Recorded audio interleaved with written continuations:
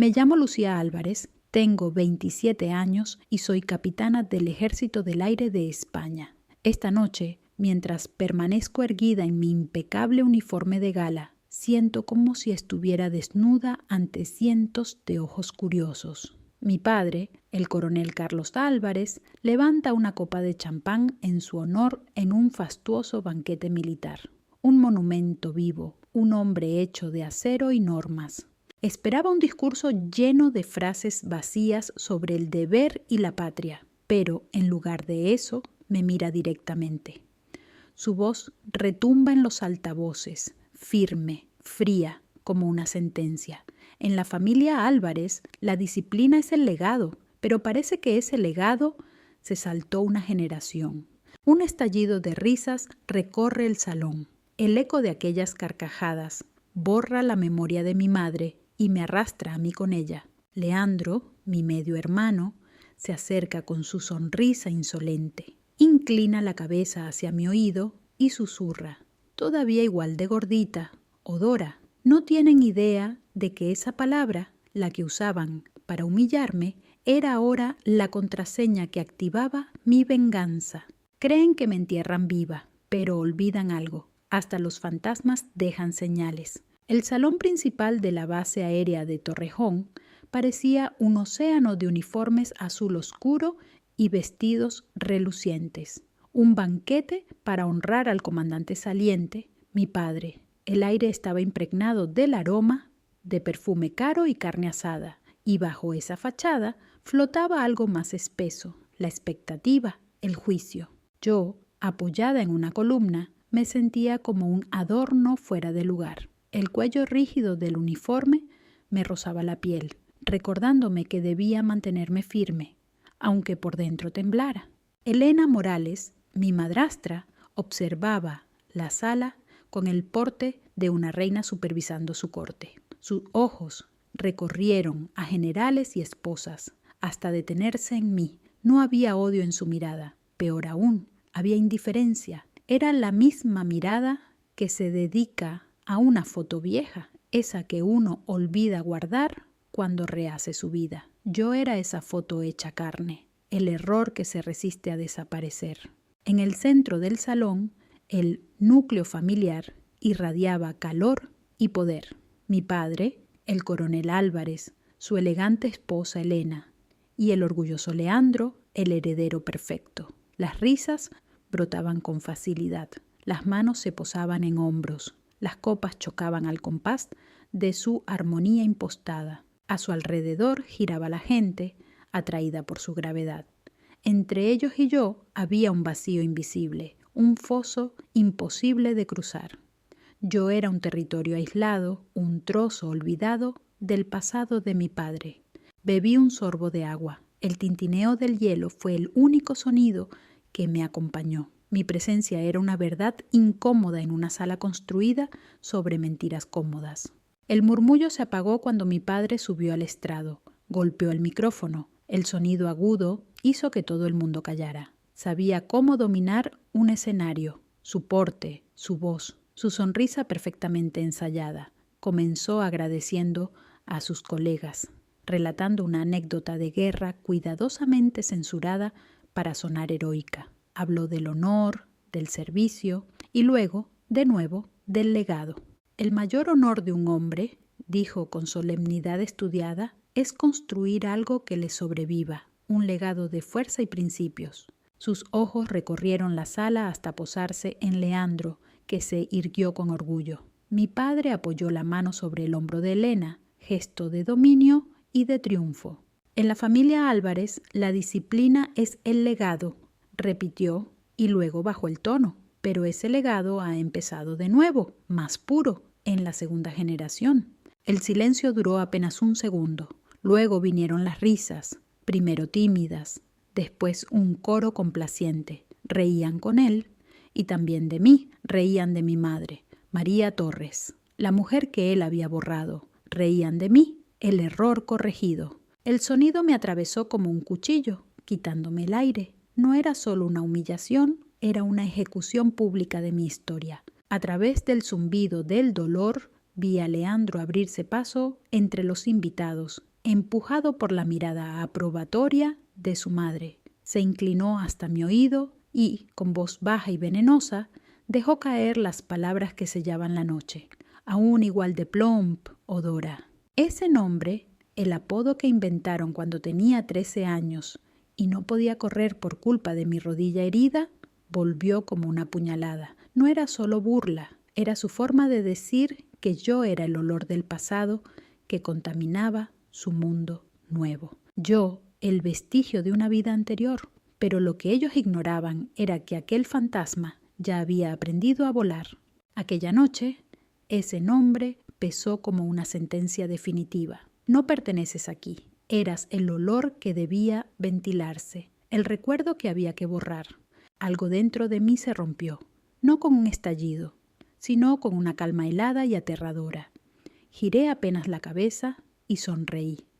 Era la sonrisa que había practicado durante 15 años frente al espejo, perfecta, vacía, una máscara forjada con el fuego del desprecio constante. Los músculos de mis mejillas dolían, pero la mantuve firme. Mi voz, cuando salió, sonó serena, casi amable.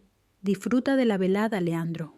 Lo observé alejarse, volver junto a sus padres, ese trío impecable que encarnaba el presente y el futuro de una familia construida sobre la negación. Ellos eran la continuidad, la herencia limpia. Yo, en cambio, era el pasado, el espectro que fingían no ver. Brillaban bajo la luz dorada del salón, aceptando felicitaciones por un legado cimentado sobre la eliminación de nuestra historia, de la mía y de la de María Torres, mi madre. Pero ellos no lo sabían. Mientras permanecía sola, con mi uniforme almidonado, una isla en el mar que ellos habían creado, no se daban cuenta de lo que acababan de provocar. Aquella noche no habían enterrado a un fantasma, le habían dado una razón para regresar. Dicen que me llaman la sombra, pero olvidan que los fantasmas nacen en casas donde alguien fue olvidado, y la mía empezó mucho antes de esa gala. Todo comenzó con una purga silenciosa y metódica dentro de una vivienda de la base aérea de Zaragoza el año en que mi padre se volvió a casar. Yo tenía 12. La casa, una típica vivienda beige de oficiales, estaba llena del calor de mi madre. Su risa aún vivía en los marcos sobre la repisa, en las fotos de los picnics, en la imagen de ella abrazándome de bebé. Su alma seguía en los lomos gastados de sus novelas favoritas, apiladas junto a la cama, y en el perfume salvaje de El Jardín de María, el rincón de rosales que había cuidado con manos pacientes. Aquella casa era mi último refugio, el único lugar donde su presencia aún se sentía como la de un ángel guardián. Y entonces llegó Elena Morales. No irrumpió como una tormenta, sino como una helada, silenciosa, reptante, congelando todo lo tierno y lo vivo desde dentro. Su campaña para borrar a mi madre fue una lección de guerra psicológica, ejecutada con precisión quirúrgica. Empezó con las fotos. Un día la imagen de mamá y yo desapareció del salón, sustituida por un paisaje anodino comprado en una tienda de decoración. Mi padre no dijo nada. Una semana después ya no quedaba ninguna. Las paredes quedaron desnudas, asépticas. Poco después aparecieron nuevos marcos, retratos de mi padre, Elena y su hijo recién nacido, Leandro, una historia nueva escrita encima de la anterior. Los libros de mi madre fueron reemplazados por revistas de interiorismo, páginas brillantes y frías, llenas de casas perfectas y vacías. El golpe final llegó en el jardín.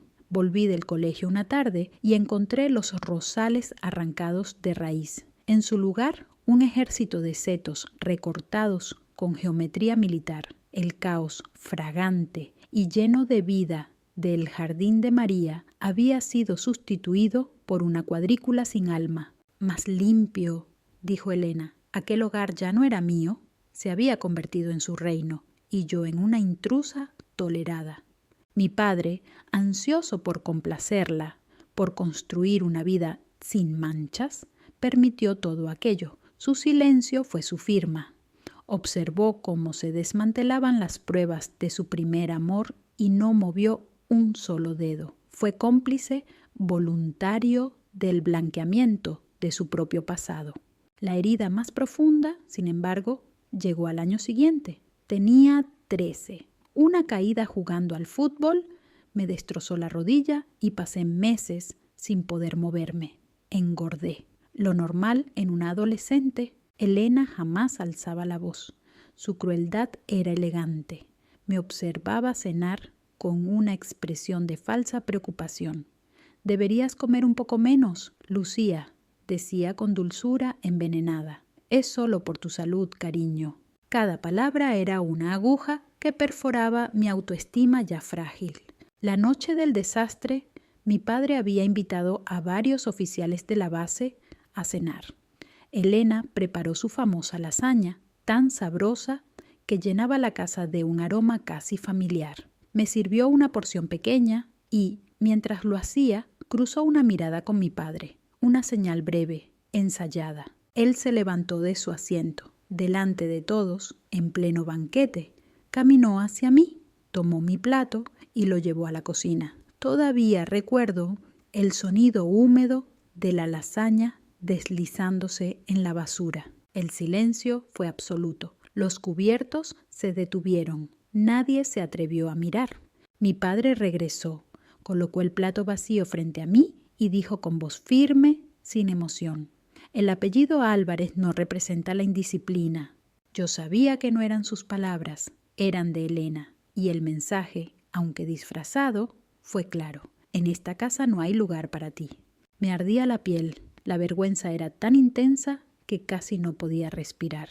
Pero no lloré. Ya había aprendido que las lágrimas eran la victoria de ella. Aquella noche nació Odora, el apodo con el que Leandro me recordaría a diario que, para ellos, yo no era más que el olor de un pasado que querían borrar. Colocó el plato vacío frente a mí. Su rostro era una máscara fría, sin un rastro de emoción. «El apellido Álvarez no representa la indisciplina», dijo con voz baja pero firme, lo bastante alta para que todos en la mesa lo oyeran. Pero yo sabía que aquellas palabras no eran suyas, eran de Elena Morales. El mensaje transmitido a través de él era el suyo y resonaba con una claridad cruel. «En esta casa no hay sitio para ti». El calor subió por mi cuello hasta incendiarme la piel. La vergüenza me ardía como fuego bajo la carne, pero no lloré. Ya había aprendido que las lágrimas eran el espectáculo que ella disfrutaba. Si alguna vez te han hecho sentir pequeña en tu propia mesa, si conoces el dolor de ser humillada por quienes deberían protegerte, entenderás lo que significó aquella noche, porque fue entonces cuando nació Odora. Leandro Álvarez, envalentonado por mi humillación pública, comenzó a usar el apodo. Al principio lo susurraba al pasar junto a mí, en los pasillos, pero Elena lo escuchó y en lugar de detenerlo, sonrió con esa sonrisa tensa y perfecta suya. «¡Ay, los niños! ¡Qué creativos son!», decía, fingiendo ternura. Aquella aprobación disfrazada fue una autorización. Legalizó la burla. Mi padre no intervino. Más tarde me diría que lo veía como una lección de carácter, una forma de forjarme, pero no era una lección. Era su manera de consagrar el orden de la nueva familia, el hijo triunfante, la esposa intocable y la hija del pasado reducida al silencio. Me convertí en una extranjera en mi propio hogar. Comprendí que el amor no estaba en el menú para mí. Si había alguna forma de ser aceptada, sería a través del mérito, de la excelencia dentro del rígido sistema de mi padre. Así que dejé de buscar cariño y empecé a fabricar armadura. Mi vida se transformó en una persecución feroz hacia la perfección. Me sumergí en los estudios. Mis notas ascendían como un cohete. Empujé mi cuerpo hasta el límite. Corría hasta que los pulmones ardían. Hacía flexiones hasta que los músculos gritaban. Moldeé la carne blanda que despreciaban en acero. No lo hacía por pasión, sino por necesidad, por el impulso desesperado de escapar. La Academia del Aire de España, situada junto a las montañas de Guadarrama, se convirtió en mi obsesión. No era solo una escuela, era una puerta. Era el único camino que veía para huir. Un mundo de disciplina que incluso mi padre respetaba. Una fortaleza que yo estaba decidida a conquistar. No corría hacia un sueño, huía de una pesadilla. Por las noches, tumbada en la cama de una habitación que ya no sentía mía, una pregunta resonaba en la oscuridad. Si no puedo escapar de esta prisión, ¿podré construir otra? Una donde al menos las rejas sean mías. La prisión que elegí se alzaba al pie de la sierra, donde el viento helado golpeaba las ventanas de los dormitorios. Cuando crucé por primera vez las puertas de la academia como cadete básica, sentí una chispa de esperanza. Aquí me juzgarán por lo que haga, no por mi apellido, pensé. Aquí podré ser yo misma. Me equivoqué. Las paredes eran distintas, pero el fantasma del coronel Carlos Álvarez seguía allí, invisible pero omnipresente. El nombre Álvarez me precedía como una sombra. Era escudo y diana al mismo tiempo. Los instructores se dividían en dos bandos. Estaban los veteranos que habían servido con mi padre, hombres que veían en mí su reflejo. Me trataban con una deferencia incómoda, halagaban trabajos mediocres, abrían puertas que yo no había tocado. Aquella amabilidad era una jaula dorada, otra forma de invisibilidad.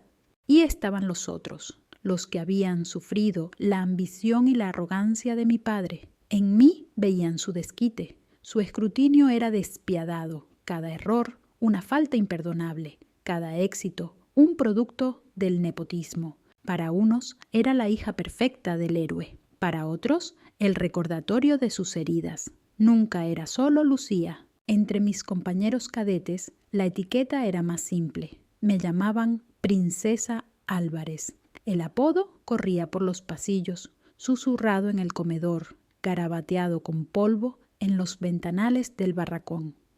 Creían que mi camino estaba pavimentado con privilegios, que era una turista en su mundo de mérito y sacrificio.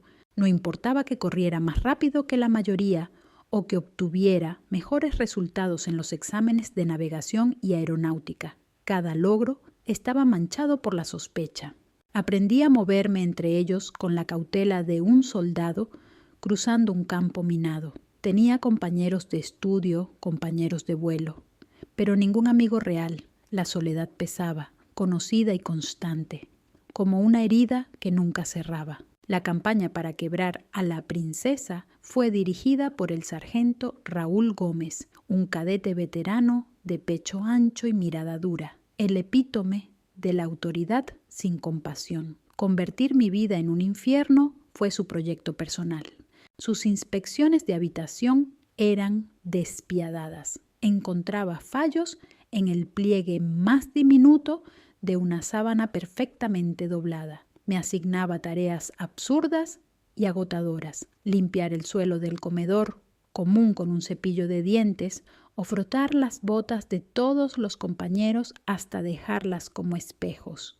Construía su propio legado a partir del mito de mi debilidad, y su crueldad alcanzó su punto máximo durante un ejercicio de supervivencia en invierno, en las montañas. Nos dividieron en pequeños equipos. Solo teníamos un mapa, una brújula y el frío cortante como compañero. Fue allí, entre la nieve y el silencio, donde descubrí hasta qué punto la soledad podía volverse una forma de fuerza. El sargento Raúl Gómez, supervisor del ejercicio, revisó la ruta que había trazado mi equipo sobre el mapa. Lo observó con una sonrisa torcida, de esas que no anuncian nada bueno. «Parece correcto, princesa», dijo, devolviéndomelo con fingida cortesía. No lo supe entonces, pero había cambiado una de las coordenadas con un trazo de lápiz casi imperceptible. Lo descubrí cuando ya llevábamos horas caminando a través de la nieve, el sol cayendo tras las montañas y el frío mordiéndonos los huesos. El viento aullaba entre los pinos y el mundo se redujo a un torbellino blanco y gélido. Mis compañeros estaban exhaustos, furiosos.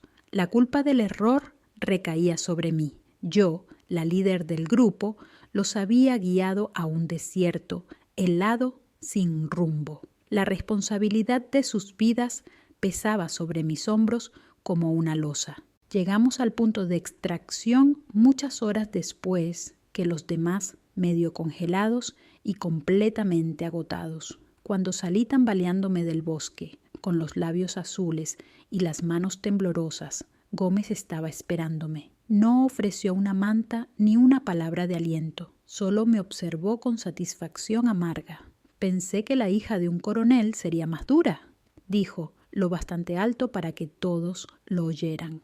Aquella noche, tiritando en mi litera, la soledad me envolvió con más fuerza que el frío. La huida por la que tanto había luchado me parecía una mentira. Y fue entonces, en esa grieta de desesperanza, cuando busqué un santuario distinto.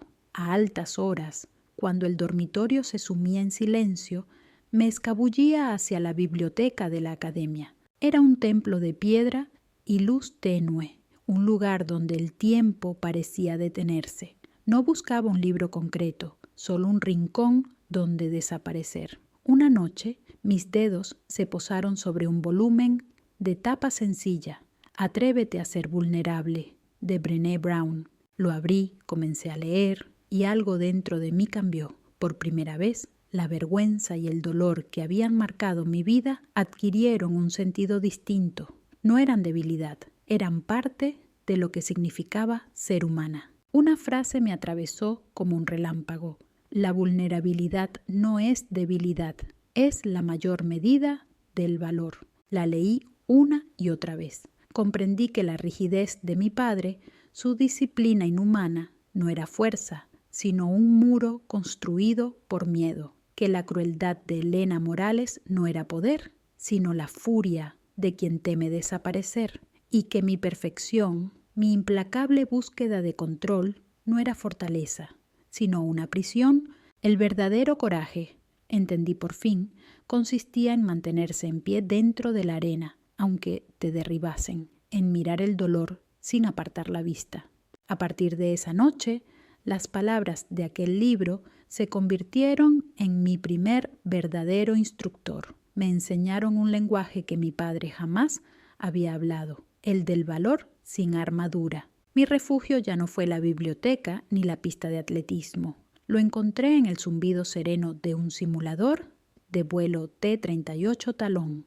En aquel estrecho habitáculo, con el panel iluminado ante mí, el mundo desaparecía. Allí no existía Odora ni el apellido Álvarez. Solo estaban mis manos, los mandos y el cielo infinito proyectado en la pantalla. En ese espacio diminuto, las reglas eran justas. La física no juzgaba apellidos. El aire no tenía prejuicios. Pasaba horas allí, mucho después de haber terminado mis sesiones oficiales. Practicaba maniobras de emergencia, refinaba movimientos, empujaba al límite al avión simulado y lo traía de vuelta con precisión quirúrgica. En aquel silencio, rodeada por el resplandor suave de los indicadores, descubrí el único tipo de control que importaba, no el dominio sobre otros, sino el dominio sobre mí misma. Al caer la noche, cuando todos dormían, me quedaba sola en el simulador, moviendo los mandos con una elegancia instintiva. Era una sombra, pero una sombra que había aprendido a volar. El hombre que cambió mi destino no llevaba uniforme. Vestía un jersey gris de lana, con los codos gastados y el olor persistente de tiza y café quemado. El coronel Martín Rivas, ya retirado, era una leyenda viva en el mundo de la aerodinámica. Ahora trabajaba como instructor civil en la academia y los cadetes hablaban de él con respeto y un poco de miedo. Un genio que parecía moverse en un plano distinto al de la rigidez militar. Su despacho era un caos organizado, montones de libros amenazando con desplomarse sobre una mesa cubierta de papeles y tazas medio vacías. El desorden perfecto, el opuesto absoluto al orden asfixiante de mi padre. Rivas no creía en la obediencia ciega, creía en la verdad. Daba un curso avanzado sobre dinámica de vuelo, el terror de los cadetes más veteranos. Sus preguntas eran tan complejas que dejaban las aulas en silencio. El primer día que asistí, me senté tensa, esperando sentir el peso del apellido Álvarez antes incluso de abrir la boca. Planteó una cuestión sobre vórtices tan intrincada que nadie se atrevió a responder. Vi la solución con claridad en mi mente, una ecuación elegante, y levanté la mano. Expliqué el principio con la voz firme, aunque el corazón me latiera con fuerza. Él me escuchó en silencio. Cuando terminé, no sonrió ni me felicitó, solo asintió brevemente con un gesto seco, pero en sus ojos, por primera vez, desde que llegué a la academia, vi algo distinto, interés genuino. No estaba mirando a la hija del coronel Álvarez, estaba mirando a una mente que pensaba por sí misma, y aquella sensación fue como respirar aire puro después de años bajo el agua. Unos días después estaba en mi santuario, el simulador de vuelo T-38 Talón, repasando protocolos de emergencia. No sabía que el coronel Martín Rivas me observaba desde las sombras, detrás del asiento del piloto, hasta que el ejercicio terminó.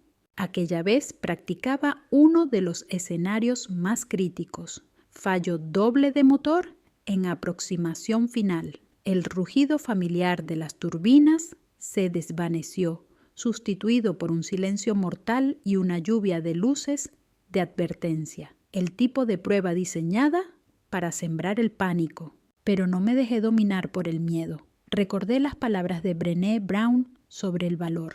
Respiré. Me concentré en los procedimientos que había repetido miles de veces. Mis manos se movieron con precisión sobre los mandos, girando interruptores, ajustando el compensador, buscando cualquier respuesta de aquel avión moribundo. No estaba luchando contra la máquina, estaba hablando con ella como en una negociación silenciosa entre la vida y la muerte. Cuando las ruedas virtuales tocaron la pista digital, exhalé un suspiro que no sabía que contenía. «Interesante», dijo una voz detrás de mí. Me sobresalté y giré la cabeza. Allí estaba el coronel Rivas, apoyado en el marco de la puerta, con una media sonrisa.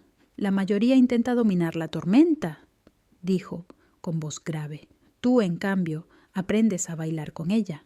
Y se marchó sin añadir nada más. Me quedé en silencio, dentro del simulador, con una sensación que no recordaba desde hacía años, calidez, y algo aún más extraño, la sensación de haber sido vista. La verdadera prueba llegó una semana más tarde, no en un simulador, sino a 10.000 pies de altura sobre la llanura de Castilla. Volaba sola cuando me encontré con una turbulencia violenta, una ráfaga de aire descendente que hizo caer el avión como una piedra. Las alas temblaban, los mandos parecían inútiles entre mis manos.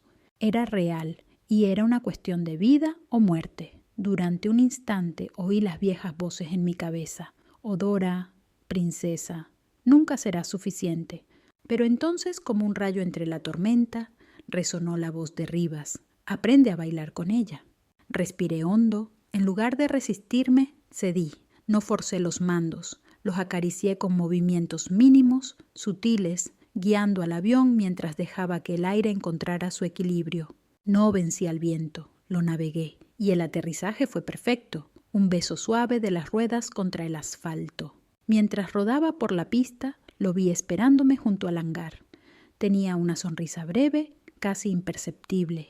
«Tenía razón», dijo simplemente cuando bajé del avión, aún temblando. «Tienes manos de fantasma, invisibles, precisas y letales cuando hace falta». Su mirada era analítica, pero amable.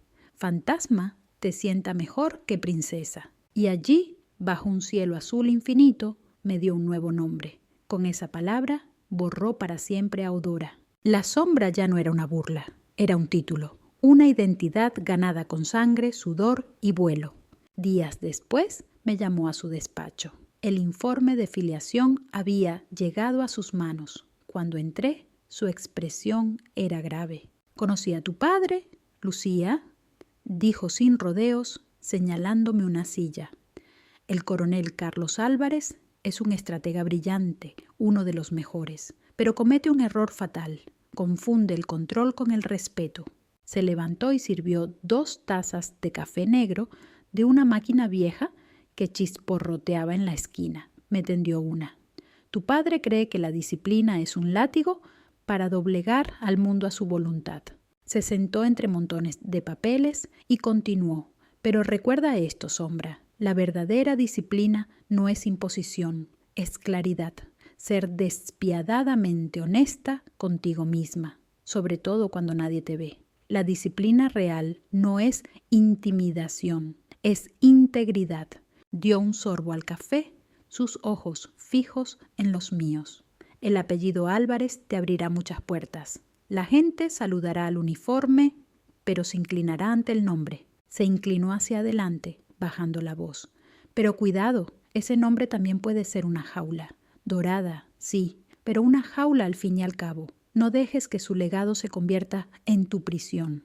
Esa advertencia, ese nombre puede ser una jaula, resonó en mi cabeza durante semanas. Una profecía que no tardó en cumplirse. Ocurrió un sábado de otoño, durante el fin de semana de familias en la academia, del que no había informado a nadie. Cruzaba el patio de honor cuando los vi. Mi padre, Elena Morales, Leandro Álvarez. De pie frente a la capilla, una imagen perfecta de familia poderosa. El corazón se me hundió. No era una visita, era una invasión. Todo comenzó como un espectáculo de autoridad, cuidadosamente orquestado para impresionar a la dirección de la academia. Mi padre, impecable en un traje que aún conservaba el porte militar, me pasó el brazo por los hombros cuando se acercó mi comandante de escuadrón. Estamos muy orgullosos de ella, tronó con esa voz suya llena de calor falso.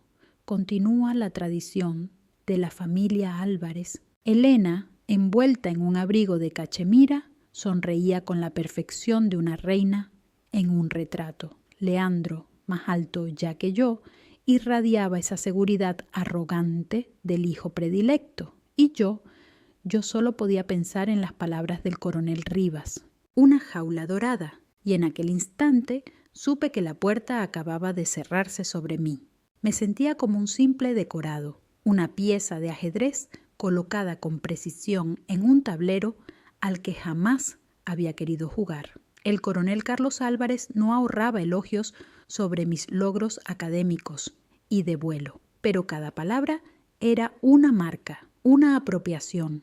Es disciplinada, tal como yo la formé, decía con orgullo fingido, o a veces su rendimiento está perfectamente alineado con las expectativas que establecí. No eran cumplidos, eran sellos, marcas grabadas sobre mi esfuerzo para dejar claro que mis éxitos no me pertenecían, que todo lo que lograba era una prolongación de su legado. Permanecí allí, sonriendo con la sonrisa vacía que había aprendido, un rostro entrenado para las fotografías familiares. La jaula dorada de la que Martín Rivas me había advertido se cerraba sobre mis costillas. Aquella representación pública dio paso a otra más íntima en la cena de un restaurante caro del centro. El ambiente olía a carne asada y vino tinto caro, pero el aire estaba cargado de tensión. Mi padre hablaba de su trabajo como consultor militar. Leandro presumía de sus entrenamientos de vuelo. Y Elena Morales, impecable como siempre, guiaba la conversación con precisión quirúrgica, evitando cualquier tema que rozara lo personal o lo emocional. Yo apenas hablaba, solo observaba, una intrusa en una mesa de extraños que compartían mi apellido. A mitad de la cena, Elena colocó delante de mí una caja envuelta en papel brillante, con un lazo de seda perfecto. Lo vi y pensé en ti, Lucía, dijo con voz suave, melosa. Un pequeño detalle para celebrar tus logros. Sentí cómo una sospecha se apretaba en mi estómago. Los regalos de Elena nunca eran regalos, eran mensajes, armas envueltas en terciopelo. Abrí la caja con cuidado. Dentro, entre papel de seda, había un vestido precioso, azul zafiro, elegante y sencillo. Por un instante, una chispa de esperanza me atravesó el pecho. Quizá me equivocaba, quizá era un gesto de reconciliación. Hasta que vi la etiqueta, talla 38. Yo era una 42. No era un error, era una declaración tan cruel y clara como aquella noche en la que mi padre tiró mi cena a la basura. El mensaje era el mismo. Aún no eres suficiente, aún no encajas, sigues siendo la chica a la que hay que reducir. Sentí que el pasado me rozaba la piel, envuelto en seda y veneno. Levanté la vista y encontré la sonrisa impecable de Elena, tan fría y vacía como siempre. Al otro lado de la mesa, Leandro captó mi expresión y sonrió con lentitud, disfrutando el espectáculo. Entonces, mi padre dejó los cubiertos sobre el plato con un golpe seco. Leandro está siendo considerado para un puesto muy competitivo en el programa de pruebas del F-22 en la base de Nellis, anunció con tono solemne. Me miró directamente. Tu expediente académico aquí es ejemplar, Lucía. Tus instructores hablan muy bien de ti. Hizo una pausa calculada. Necesito que le escribas una carta de recomendación a tu hermano. Una buena. Tendrá peso viniendo de alguien de la familia Álvarez que también ha destacado en esta institución. Y allí lo entendí. La puerta de la jaula acababa de cerrarse. Quería usar el respeto que yo había ganado a base de esfuerzo y noches sin dormir para empujar la carrera de su verdadero heredero. Convertir mi trabajo en el trampolín de Leandro, el mismo que había disfrutado de cada humillación que sufrí. Era el modelo familiar en su forma más pura, los logros de una hija convertidos en activos de la empresa familiar, propiedad del padre y beneficio del hijo. La antigua Lucía habría discutido o llorado, pero esa Lucía ya no existía. En su lugar estaba la sombra, la observadora silenciosa que el coronel Rivas había nombrado. Miré a mi padre con esa exigencia velada en los ojos, a Elena con su sonrisa de triunfo, a Leandro con su arrogancia satisfecha. Volví a cubrir el vestido con el papel de seda y dije, con voz tranquila, lo consideraré. El silencio que siguió fue mi pequeña victoria. Esperaban sumisión o rabia, no serenidad. Aquella noche, ya sola en el cuarto austero de la academia, saqué el vestido de la caja. Lo sostuve frente al espejo. El azul zafiro era hermoso y falso, una mentira envuelta en tela cara. Era la imagen de la mujer que querían que fuera, más pequeña, más callada, más manejable. Durante un instante dejé que el peso de su crueldad me calara hasta los huesos y luego, en silencio, doblé el vestido y lo guardé de nuevo. Sabía que no volvería a abrir aquella caja. Dejé que la rabia subiera, no como un incendio descontrolado, sino como una llama fría y precisa. Luego doblé el vestido con cuidado. No lo rompí ni lo tiré. Eso habría sido demasiado emocional. Lo guardé de nuevo en su caja y lo empujé al fondo del armario, bajo mis uniformes.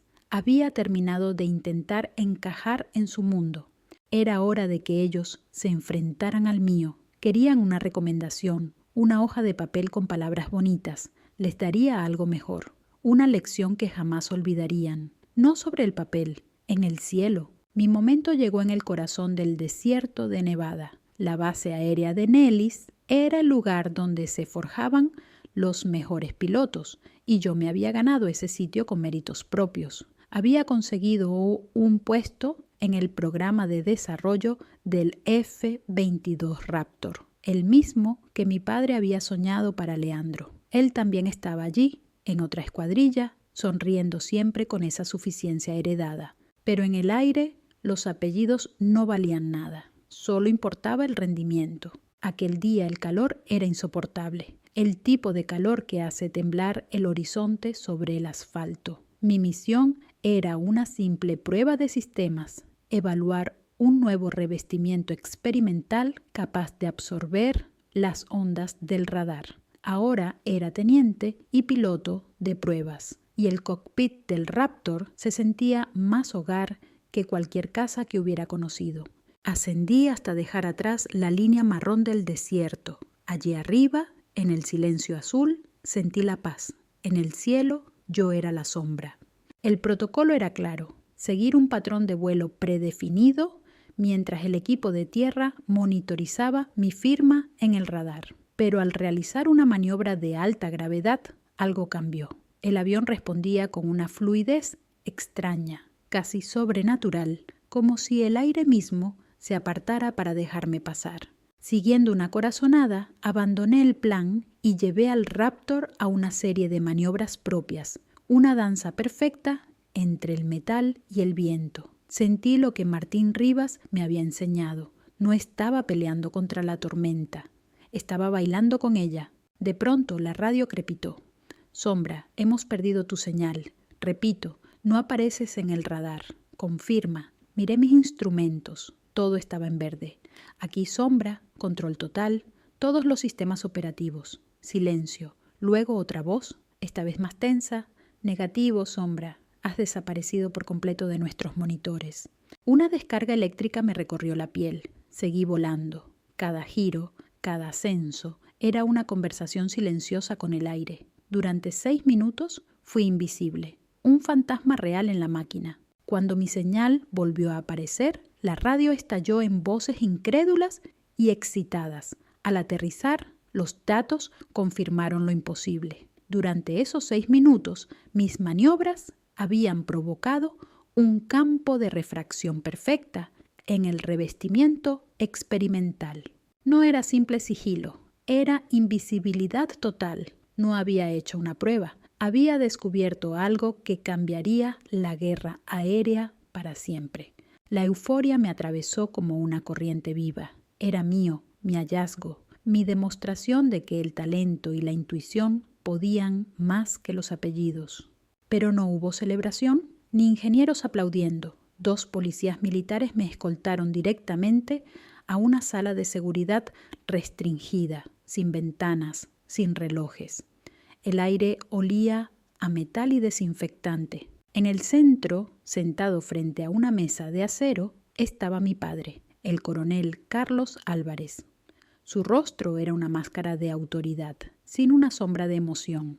«Siéntese, teniente», dijo con voz plana. Ni siquiera me llamó por mi nombre. Permanecí de pie. «¿Qué está ocurriendo? ¿El informe? Esto es un descubrimiento». «Los datos», respondió despacio, «han sido retenidos». Sus palabras caían como piedras. «Tu informe ha sido modificado. Oficialmente el incidente se registrará como un fallo de sensores durante una simulación fallida». Sentí el frío subirme por la sangre. ¿Una simulación fallida? Eso es mentira. Lo que hice fue real. Es mi descubrimiento. Su mirada fue tan cortante como el acero que nos separaba. Todo lo que encuentres o consigas dentro de ese avión pertenece a la Fuerza Aérea de los Estados Unidos, dijo con un tono glacial. Y somos nosotros los que dirigimos el programa, quienes decidimos qué es lo mejor para el país, no una teniente con suerte. Me quedé en silencio. En aquel momento entendí que el verdadero enemigo no estaba en el aire, estaba sentado frente a mí. Sus palabras me golpearon con la fuerza de un puñetazo. Suerte. Así había reducido la cima de mi carrera a un golpe de fortuna. Pero no había terminado. Aún faltaba el golpe final. Esta tecnología es demasiado importante para quedar vinculada a una historia de accidente afortunado. Continuó con voz implacable. Necesita un rostro adecuado, un líder que pueda impulsarla hacia la próxima generación, un piloto con la sangre correcta para representar el futuro. Guardó silencio unos segundos, como si disfrutara del filo de la guillotina antes de soltarla. Leandro encabezará el nuevo proyecto de desarrollo. Las palabras se hundieron en mi pecho como un cuchillo. No solo me había robado el descubrimiento, había entregado mi vida, mi triunfo, a su hijo, allí, delante de mí. Fue el acto final de mi borrado. Ya no era la hija olvidada, era la escritora fantasma del legado del elegido. Completaba así la misión que Lena Morales había iniciado años atrás: limpiar el árbol familiar, borrar el error de su primer matrimonio, sacrificando a su única prueba viviente.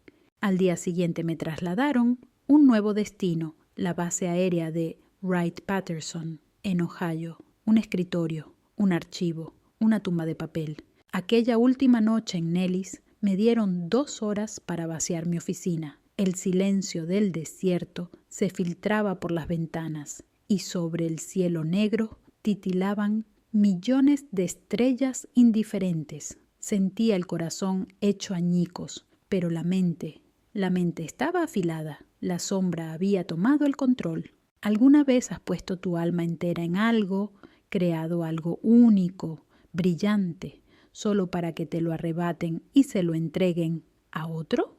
Si conoces ese vacío que aplasta el alma, deja tu palabra en los comentarios. Una sola. ¿Cómo llamas al momento en que te roban lo mejor de ti? Me senté frente al ordenador por última vez. Mis movimientos eran calculados, precisos. Localicé el archivo original, sin censura, del vuelo de los 6 minutos. Los datos puros, la telemetría, los registros de los sensores.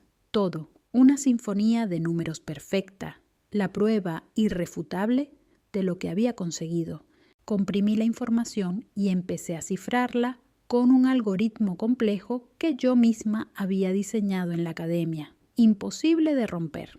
El sistema pidió un nombre. Mis dedos se detuvieron un instante sobre el teclado. Lo llamé protocolo eco. El zumbido del ventilador del ordenador llenaba el silencio. El dolor seguía allí, pesado, frío, pero ahora tenía un propósito. Era combustible. Susurré al aire, con voz firme, una promesa que sellaría mi destino. Puedes intentar enterrarme, padre, pero hasta los fantasmas dejan señal. Mi exilio a Wright-Patterson pretendía ser un entierro. Querían que me asfixiara bajo montañas de papeleo, que mi nombre se desvaneciera mientras el de Leandro ascendía. Me habían borrado del guión. Pero lo que Carlos Álvarez no previó fue que aprovecharía las sombras para estudiar el escenario, a los actores y al guión, preparándome para reescribir toda la obra. Durante 3 años no fui piloto, fui una esponja. La Fuerza Aérea, en su infinita ironía, me asignó al comando de adquisiciones y logística. Ya no volaba. Aprendía cómo se construyen, se compran y se venden los aviones. Me sumergí en el laberinto de los contratos de defensa, las regulaciones federales y los códigos de cifrado militar. El dolor no desapareció, lo transformé. Convertí la rabia en precisión, la humillación en conocimiento. Mientras otros contaban los días para volver a volar, yo memorizaba planos, presupuestos, protocolos. Obtuve certificaciones en gestión de datos y seguridad digital. Estaba forjando mi arma. Mi compañero de estudio fue un estratega antiguo, Sun Tzu. El arte de la guerra se convirtió en mi manual de vida. Un pasaje resonaba como un eco constante. Conoce a tu enemigo y conócete a ti mismo y no temerás ni 100 batallas. Yo conocía a mi enemigo. El punto débil de mi padre no era su estrategia, era su orgullo. Necesitaba un legado, un monumento que llevara su nombre. Y cuanto más alto se eleva un monumento, más larga es la sombra que proyecta. Un lugar perfecto para esconder a un fantasma. La oportunidad llegó 3 años después. La Fuerza Aérea y la empresa Locage Aerospace estaban comercializando mi tecnología robada bajo un nuevo proyecto, Phantom X. El contrato final, de miles de millones, requería un enlace técnico entre ambas instituciones. El perfil debía ser de un piloto con autorización top secret, experto en adquisiciones y con dominio de cifrado militar. Solo existía una persona con todas esas credenciales, yo. Mi destierro se había convertido en mi caballo de Troya. El sistema que me enterró me estaba invitando a regresar directamente al corazón de Troya. La sala de juntas de Locage Aerospace parecía una catedral del poder, cristal, acero y silencio caro. Allí empezaría mi contraataque. Y la sombra ya no estaba oculta, estaba al mando. Y allí estaban, el santísimo trío del legado Álvarez. Mi padre, ahora un reputado consultor senior de Locage Aerospace, presidía la reunión desde la cabecera de la mesa, desplegando todo su encanto ante un grupo de inversores escépticos. A su lado, Leandro, el hijo dorado, impecable en su mono de vuelo, Asentía en los momentos justos, la sonrisa perfecta de quien cree que el mundo le pertenece. Y yo, capitana Lucía Álvarez, la oficial de enlace, sentada discretamente al final de la mesa, tomando notas. Mi padre hablaba con orgullo sobre mis algoritmos de vuelo, presentándolos como si fueran fruto de su genialidad. Los describía con el tono solemne de un creador iluminado, entretejiendo un discurso sobre visión y destino. Leandro intervenía de vez en cuando con anécdotas del cockpit, añadiendo el toque humano que completaba el espectáculo. Eran un equipo perfecto, el estratega y su heredero.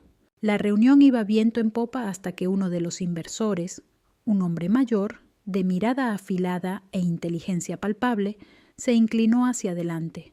«Impresionante sistema, coronel», dijo con una voz grave, «pero tengo una pregunta técnica. El consumo energético del campo de refracción parece exponencial durante maniobras multivectoriales. ¿Cómo han mitigado la disipación térmica sin comprometer la firma de sigilo?» El silencio se adueñó de la sala. Vi el rostro de mi padre. Por primera vez, su máscara de seguridad se resquebrajó. Un destello de pánico cruzó su mirada. Conocía la teoría, pero no las matemáticas. Comenzó a improvisar, hilando palabras técnicas sin coherencia.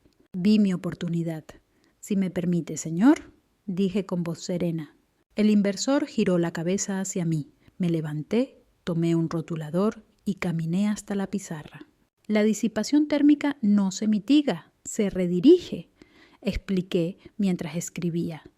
El algoritmo crea un bucle recursivo dinámico que convierte el exceso de energía en un pulso de baja frecuencia, liberado por las aletas de cola. Ese pulso genera un efecto microdoppler que imita la distorsión atmosférica, reforzando el camuflaje. Cuando tracé la ecuación final, el silencio cambió de naturaleza. Ya no era expectación, era respeto. El inversor observó la fórmula, luego a mí, y una sonrisa lenta se dibujó en su rostro. «Increíble», murmuró. No miré a Leandro, miré directamente a mi padre. El encanto había desaparecido, el orgullo también, solo quedaba una mezcla helada de furia y algo más. Miedo. Por primera vez, Carlos Álvarez me miraba no como a su hija, sino como a una amenaza, el monstruo que él mismo había creado. Esa noche, impulsada por una calma letal, me quedé en la oficina hasta tarde. Con mis credenciales de acceso, me sumergí en el código fuente de Phantom X. Millones de líneas desfilaban ante mis ojos, los restos digitales de mi propio legado.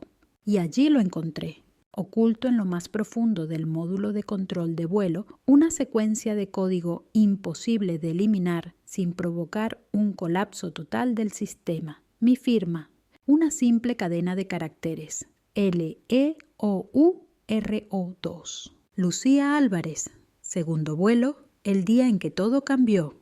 Era irrefutable, era mi huella, mi nombre, escondido a la vista de todos. Desde el principio, sonreí. El juego acababa de comenzar. Una semana después, llegó el golpe final. Un correo cifrado, sin remitente identificable, apareció en mi bandeja. El mensaje era breve. El contrato final se adjudica en la gala familiar Álvarez. El general Esteban Rivas tiene preguntas. Es hora. No necesitaba firma, sabía que era de Martín Rivas. La gala para celebrar el legado de mi padre sería el escenario perfecto, el monumento a su orgullo y mi hoguera. Desde el silencio de mi apartamento corporativo, accedí al sistema principal de Lockheed Aerospace. A través de mis credenciales de enlace, navegué entre capas de seguridad hasta llegar al servidor de presentaciones del evento. Allí encontré mi arma, protocolo ECO. Inserté un simple comando dentro del vídeo principal, una trampa invisible. Cuando se ejecutara, el programa mostraría los metadatos originales de mis archivos ante todos. La carnada estaba lista, la trampa tendida. El mundo de mi padre estaba a punto de derrumbarse. El salón del evento me resultaba dolorosamente familiar. El mismo hangar, convertido en salón de gala de la base aérea de Peterson, lleno de los mismos rostros, los mismos perfumes caros, las mismas sonrisas falsas. Habían pasado 3 años desde aquella noche en que me deshonraron públicamente allí, pero el recuerdo seguía vivo, palpitando bajo la piel. Esta vez no era la muchacha rota que huía del dolor. Era la capitana Lucía Álvarez, oficial técnica de Lockheed Aerospace, el caballo de Troya, y estaba a punto de incendiar Troya. Las pantallas gigantes flanqueaban el escenario. El vídeo corporativo comenzó con una fanfarria épica, imágenes del F-22 Raptor surcando los cielos del desierto, música orquestal, banderas ondeando. Luego apareció Leandro, heroico, impecable, el prototipo del piloto perfecto. El narrador, una voz grave y solemne, lo presentaba como el futuro de la Fuerza Aérea, el visionario que inauguraba una nueva era del dominio aéreo. La cámara se detuvo en Elena Morales, entre el público. Su sonrisa lo decía todo, la de una reina que por fin veía coronado a su heredero. Yo, desde el fondo del salón, solo pensaba en una cosa: la caída sería hermosa. Mi padre estaba sentado junto a Elena Morales, radiante de orgullo, contemplando aquella proyección como un arquitecto satisfecho con su obra maestra. El vídeo terminó. La sala estalló en aplausos. Leandro Álvarez, impecable en su uniforme de gala, subió al escenario. Su porte era el de un héroe fabricado. Su sonrisa, la de quien nunca ha conocido la duda. Dejó que la ovación lo envolviera y, con un gesto elegante de la mano, pidió silencio. «Gracias», comenzó, con esa voz suave y segura que tanto había ensayado. «Es un honor estar aquí, formando parte de un legado de servicio y excelencia». Dirigió una mirada hacia nuestro padre, que asintió complacido. Luego, sus ojos recorrieron la multitud, hasta encontrarme a mí, de pie, en el fondo del salón. Una media sonrisa, cargada de soberbia, curvó sus labios. «Por supuesto», continuó con falsa modestia. «Nada de esto habría sido posible sin el trabajo de base de una ingeniera anónima, autora del código inicial de vuelo. Ella está hoy aquí entre nosotros». Extendió una mano hacia mi rincón. Apenas un gesto, un reconocimiento envenenado, un trozo de pan arrojado al fantasma del desván, un movimiento calculado para recordarme mi lugar, un pie de página en su historia. Pero mi guión tenía otro final. En el instante exacto en que sus palabras cruzaron el aire, mi programa se activó. Las pantallas gigantes tras él titilaron. El logotipo brillante del proyecto Phantom X se desvaneció. Su imagen heroica desapareció. Por un segundo todo se volvió negro. Un silencio abrupto se tragó el murmullo de la sala. Luego, las pantallas cobraron vida otra vez. No con imágenes, sino con una consola de comandos, letras verdes sobre fondo negro. El cursor parpadeó 1, 2 veces, y entonces comenzó la cascada. Líneas de código descendían sin sonido, un torrente frenético de datos crudos. Los invitados miraban hipnotizados, la ovación congelada en sus gargantas. Esto no formaba parte del espectáculo. El código se detuvo. El cursor volvió a parpadear una última vez. Y en la pantalla apareció una línea en blanco y letras blancas enormes. Metadatos originales de vuelo restaurados. Un silencio mortal. Se podría oír caer una aguja. Entonces, una segunda línea se escribió sola, lenta, implacable. Piloto autorizado del Phantom, teniente primero L. Álvarez. El mundo se detuvo. Todas las miradas siguieron el mismo hilo invisible de la pantalla al rostro desencajado del coronel Carlos Álvarez y de Elena Morales y finalmente a mí. La sombra, ya no escondida en los márgenes, sino iluminada por la verdad. Desde la mesa principal se oyó el chirrido de una silla. El general Esteban Rivas se levantó. Su figura, imponente, se proyectó como una sombra sobre todos los presentes. «Coronel Álvarez», dijo con una voz tan contenida que helaba la sangre. ¿Podría explicarnos esto? Mi padre no respondió. Permanecía inmóvil, la boca entreabierta, los ojos vacíos. Un hombre petrificado bajo el peso de su propia mentira. Elena Morales le agarró la mano, su sonrisa convertida en una mueca deformada por el pánico. Su mundo perfecto acababa de estallar en 1000 pedazos. Las conversaciones estallaron en murmullos. Oficiales y altos mandos comenzaron a ponerse de pie, girándose hacia mí. Algunos me miraban con desconcierto, otros con un respeto recién nacido. Las cámaras que retransmitían el evento giraron al unísono. El objetivo enfocó al único que quedaba en el escenario. Leandro, por un momento, no se movió. Su mirada oscilaba entre la pantalla y yo, su hermana, la mujer a la que había humillado durante toda una vida. La sonrisa desapareció, la arrogancia también. Solo quedó una comprensión cruda, desnuda. Vio la verdad, los años de engaños, de apropiaciones, de silencios. Respiró hondo, temblando. Enderezó la espalda y entonces, despacio, con un gesto preciso y solemne, llevó la mano a la frente y me saludó con un saludo militar perfecto. No fue solo un saludo, fue una rendición, una disculpa, un reconocimiento.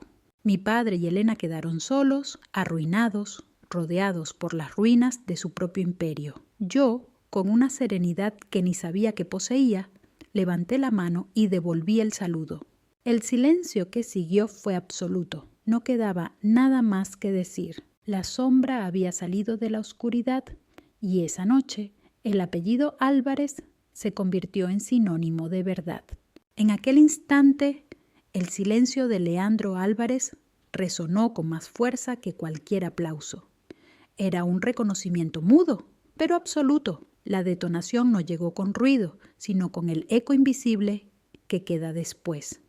Ese zumbido en los oídos, el polvo suspendido en el aire, la lenta comprensión de que todo lo conocido ha cambiado para siempre.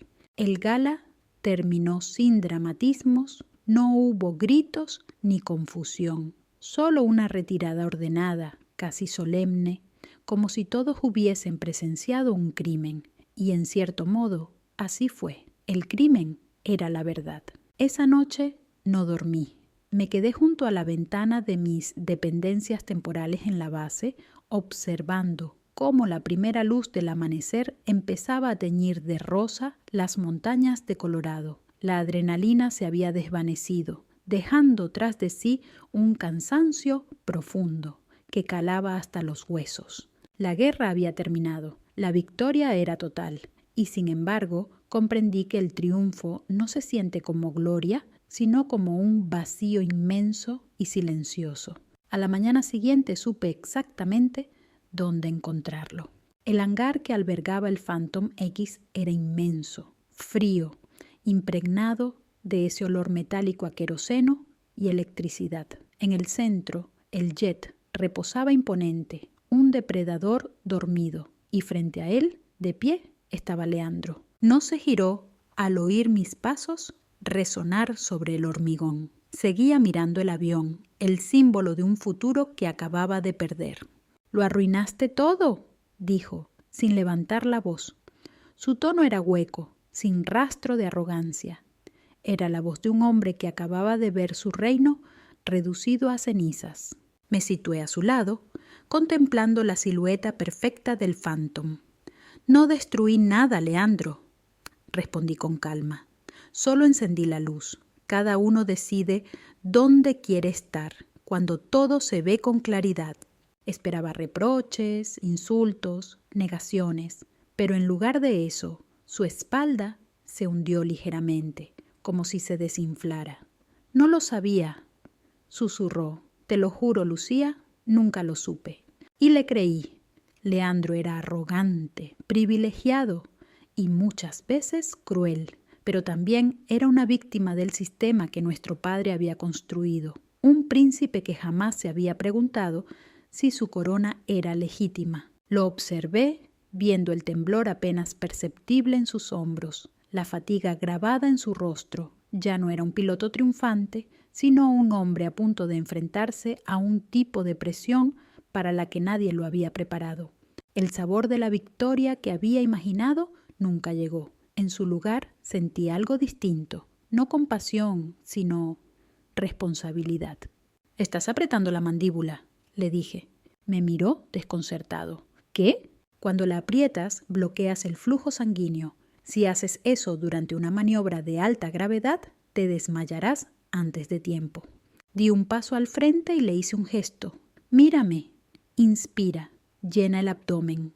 Ahora, al exhalar, tensa todo, desde las pantorrillas hacia arriba. Endurece el abdomen, como si fueras a recibir un golpe. Y emite este sonido, hic. Me observó con incredulidad.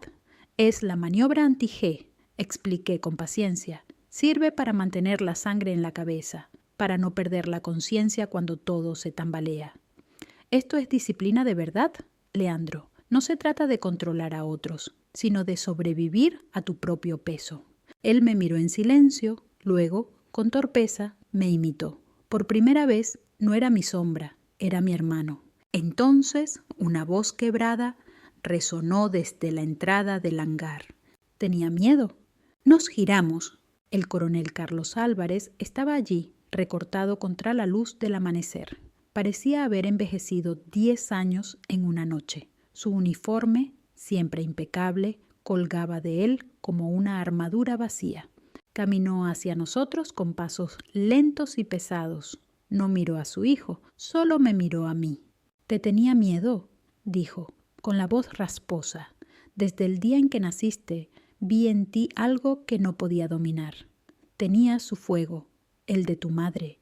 Se detuvo frente al avión, que nos separaba como un tribunal mudo. Era brillante, indomable. Nunca vio el mundo en jerarquías, solo en posibilidades. No podía controlarla, y eso me aterrorizaba. Bajó la vista. Cuando ella murió, pensé que podría construir algo ordenado, algo que entendiera, una herencia de disciplina y control. Pero tú seguías ahí. Eras el recordatorio vivo de todo lo que había perdido. Su voz se quebró. Y entonces elegí el camino fácil. Elegí al hijo que reflejaba mi ambición y rechacé a la hija que me recordaba mis miedos. Sus palabras colgaron en el aire, frías y desarmadas. No era una disculpa, era una confesión, el retrato de una cobardía que nos había condenado a todos. Nos miró a los dos, el rostro devastado por el peso de su propio fracaso. «¿Os hice pagar por mis guerras internas?», susurró. Durante un largo instante permaneció inmóvil, un rey derrumbado ante las ruinas de su propio trono. Luego se volvió lentamente y se marchó. En el umbral del hangar, justo antes de cruzar hacia la luz, el coronel Carlos Álvarez se detuvo. No se giró. «El legado», dijo con la voz lejana, casi hablándose a sí mismo, «no siempre es lo que dejas a la siguiente generación. A veces es aquello de lo que aprendes a desprenderte». Sus palabras me golpearon como una descarga eléctrica. Era lo más honesto que le había oído decir en toda mi vida. Por primera vez no vi al tirano ni al villano. Vi a un hombre pequeño, asustado, prisionero de la herencia que él mismo había construido. De regreso en mi habitación, el silencio tenía otro tono. Ya no era vacío, era paz. Tomé el teléfono y marqué un número conocido. El coronel Martín Rivas respondió al segundo tono. «¿Rivas?», pregunté. «Aquí estoy», contestó. «Ya está hecho», dije simplemente. Hubo un silencio breve y después una carcajada contenida. «Ya me lo imaginaba. Las ondas de choque ya están llegando a Madrid», añadió con tono satisfecho. «Y ahora, dime, Sombra, ¿qué harás?». Caminé hacia la ventana. El cielo, despejado y azul infinito, se extendía ante mí. Por primera vez no lo veía como un campo de batalla, sino como un hogar. «Ahora», respondí con una calma nueva, «he aprendido a volar sin necesidad de desaparecer». La guerra había terminado. Un año puede parecer toda una vida, suficiente para que las heridas cicatricen, para que el polvo se asiente y para que algo nuevo florezca sobre las ruinas. Un año después de aquella gala que dinamitó a mi familia, estaba de pie sobre otro escenario, bajo un cielo distinto. El aire de otoño en Colorado era fresco y limpio. Detrás de mí, un edificio nuevo brillaba al sol, acero y cristal reflejando el horizonte. Un cartel junto a la entrada decía Centro Álvarez para la formación de vuelo de precisión.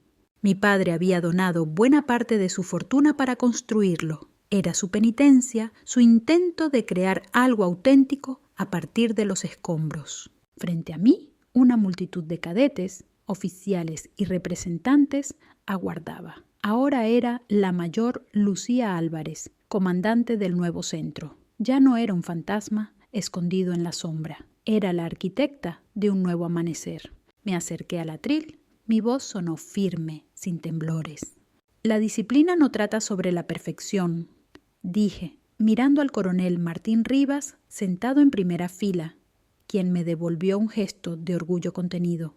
Tampoco trata sobre el control ni sobre construir un legado impecable. Trata de la honestidad, de esa honestidad brutal que exige enfrentarse a la verdad, incluso cuando la verdad eres tú misma. Hice una pausa y a veces añadí, para ser realmente vista, primero tienes que aprender a desaparecer.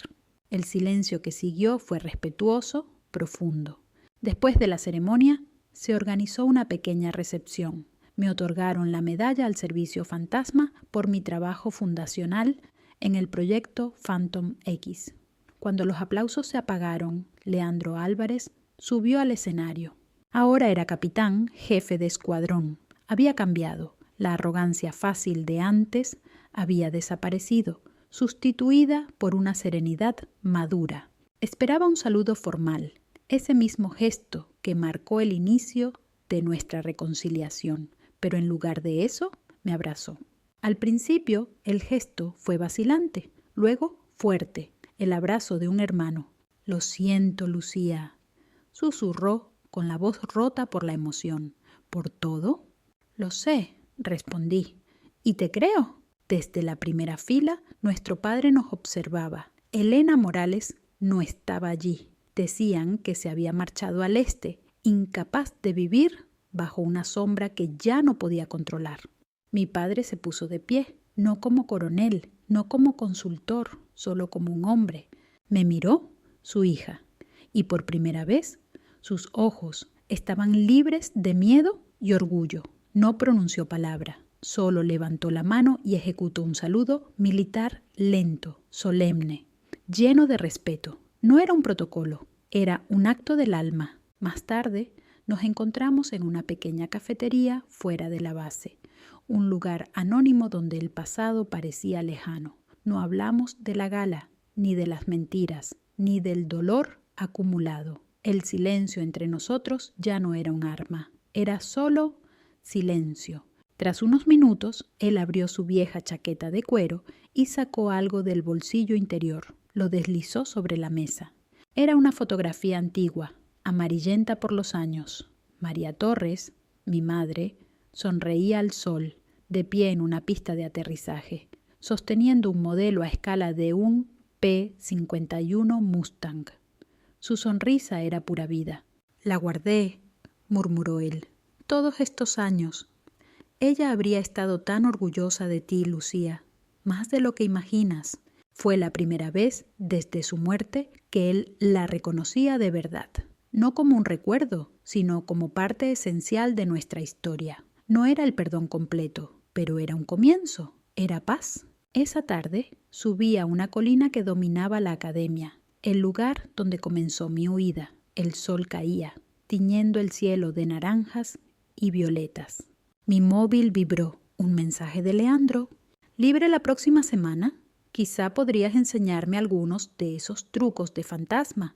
Una sonrisa, ligera y sincera, se dibujó en mis labios. «Te toca, pequeño hermano», tecleé, «a ver si consigues alcanzarme».